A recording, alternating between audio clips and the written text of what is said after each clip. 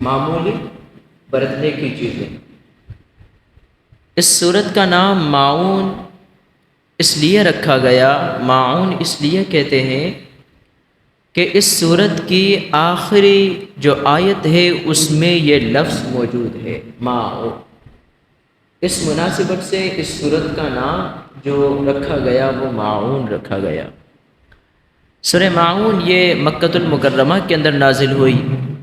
سورہ معون کی ابتدائی آیتیں عاص بن وائل اس کے بارے میں نازل ہوئی، اور جو آخری والی آیتیں ہیں وہ ایک منافق شخص عبداللہ بن ابی سلول اس کے بارے میں مدینے میں نازل ہوئی۔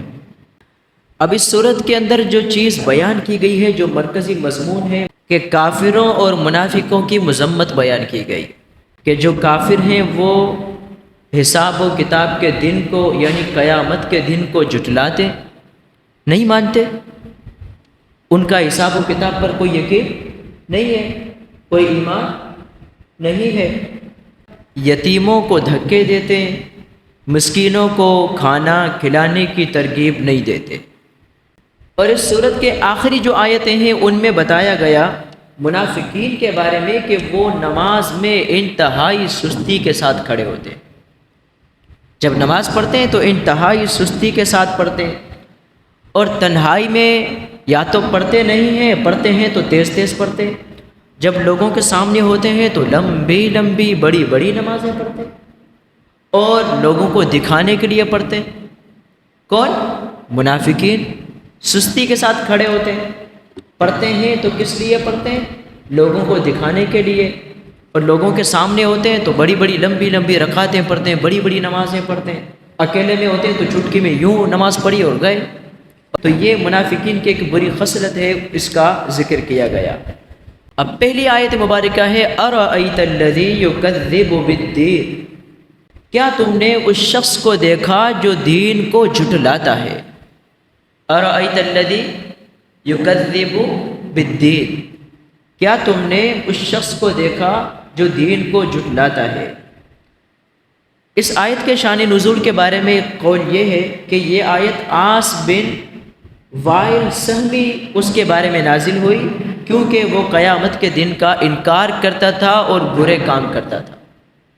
اس کا حساب و کتاب کا دن یعنی قیامت کا دن، جزا کا جو دن ہے، جو فیصلے کا دن ہے، اس دن پر کوئی ایمان ہی نہیں تھا۔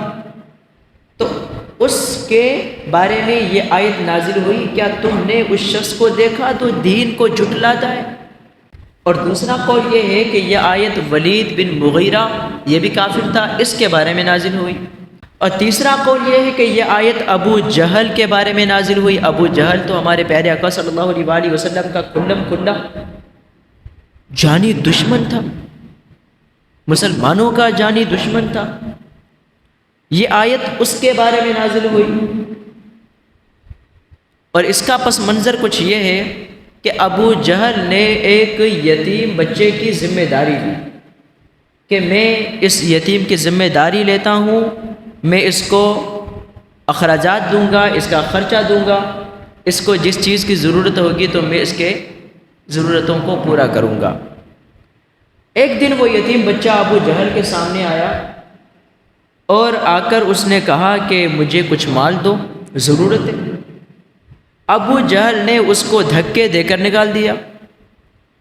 اب یہ یتیم بیچارہ بچہ روتے ہوئے، جب لوگوں نے اس کو دیکھا، مکے کے سرداروں نے، قریش کے سرداروں نے، تو انہوں نے کہا کہ تم جاؤ عقائد و جہاں حضرت محمد صلی اللہ علیہ وآلہ وسلم کے پاس اور ان سے شکایت کرو ابو جہل کے بارے میں کہ ابو جہل نے مجھے مال نہیں دیا، مجھے دھکے دے کر نکال دیا، تو آقا صلی اللہ علیہ وآلہ وسلم تمہاری سفارش کریں گے۔ اچھا، یہ جو کافروں نے کہا تھا نا کہ تم جاؤ حضور کے پاس، یتیم کو کہا تھا، یہ مذاق اڑانے کے لیے کہا تھا، چونکہ ابو جہل تو عقائد و جہاں صلی اللہ علیہ وآلہ وسلم کا جانی دشمن تھا، تو وہ حضور کی سفارش کو کیسے قبول کرتا؟ یہاں پر ان کافروں کا مقصد یہ تھا کہ جب یہ یتیم حضور کے پاس جائے گا اور حضور ابو جہل کے پاس سفارش نہیں کریں گے کیونکہ وہ تو آپ کا جانی دشمن ہے، وہ تو آپ کو نقصان پہنچانے پر تلا ہوا ہے، اس کا مقصد تو اللہ کے حضور کو نقصان پہنچانا ہے، تب ہم مذاق اڑائیں گے کہ ہاں ایک یتیم بچہ گیا تھا لیکن اللہ کے نبی نے اس کی مدد نہیں کی۔ ان کا مقصد یہ تھا۔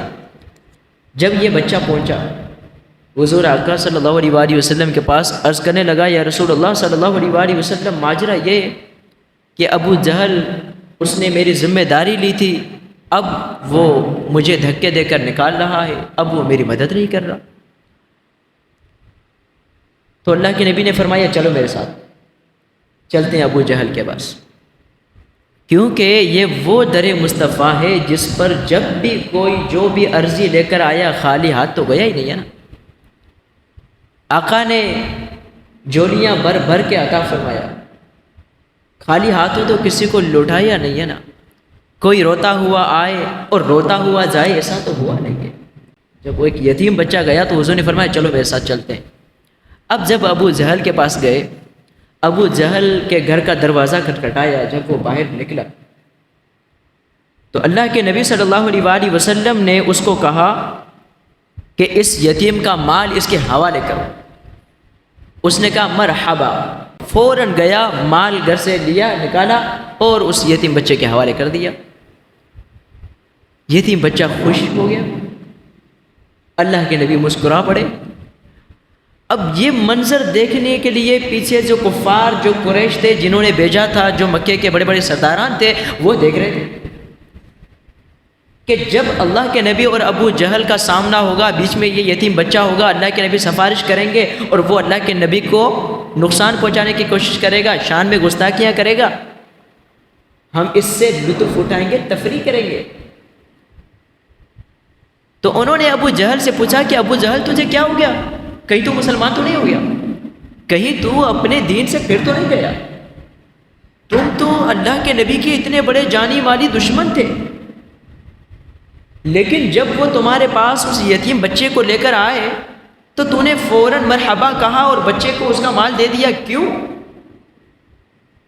ابو جہل نے کہا اس لیے کہ جب میں نے اللہ کے نبی صلی اللہ علیہ وآلہ وسلم کو دیکھا تو ان کے دائیں طرف اور بائیں طرف خطرناک قسم کا نیزہ تھا، مجھے ڈر ہوا کہ میں کچھ بھی آگے سے کہوں گا تو یہ نیزہ مجھے پھاڑ ڈالے گا، مجھے یہ ڈر ہوا، اس لیے میں نے فوراً ان کا کہنا مانا اور مال یتیم کے حوالے کر دیا۔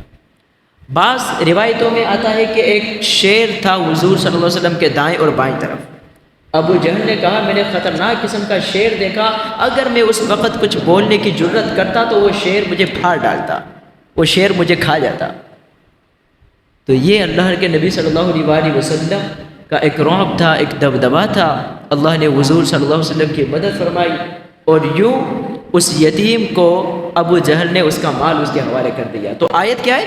ارأیت الذی یکذب بالدین، کیا تم نے اس شخص کو دیکھا جو دین کو جھٹلاتا ہے؟ یہ آیت ابو جہل کے بارے میں نازل ہوئی، ایک قول یہ ہے، اور اس کا پس منظر جو ہے وہ میں نے آپ کو بتا دیا۔ اور ایک قول یہ ہے چوتھا کہ یہ آیت کسی خاص آدمی کے بارے میں نازل نہیں ہوئی، بلکہ ہر اس شخص کے بارے میں نازل ہوئی جو قیامت کے دن کا انکار کرتا ہے۔